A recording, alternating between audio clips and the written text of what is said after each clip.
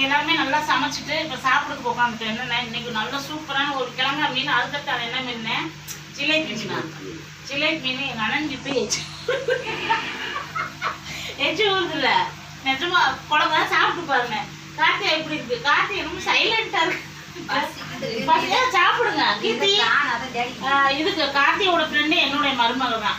இப்போதான் நாங்கள் 2 பேரும் ரொம்ப உரையாடிக்கிட்டு இருந்தோம், நானும் கீர்த்தியும். சாப்பிடுங்க. நீங்க என்ன விருந்துக்கு வந்துட்டு உட்காந்துருக்கீங்க?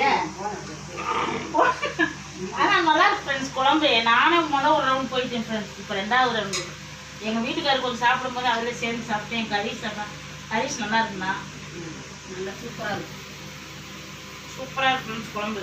எப்படி தங்க இருக்கு? குழம்பு வேணுமா? இந்தானே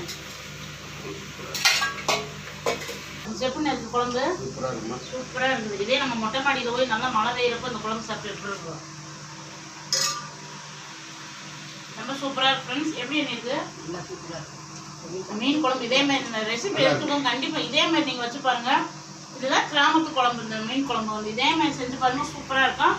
இந்த வீடியோ உங்களுக்கு ரொம்ப பிடிச்சிருந்தா லைக் பண்ணுங்க, ஷேர் பண்ணி கமெண்ட் பண்ணி சப்ஸ்கிரைப் பண்ணிக்கங்க.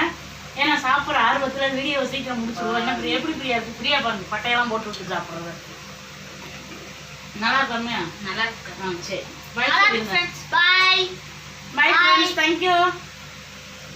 சொல்லுங்க.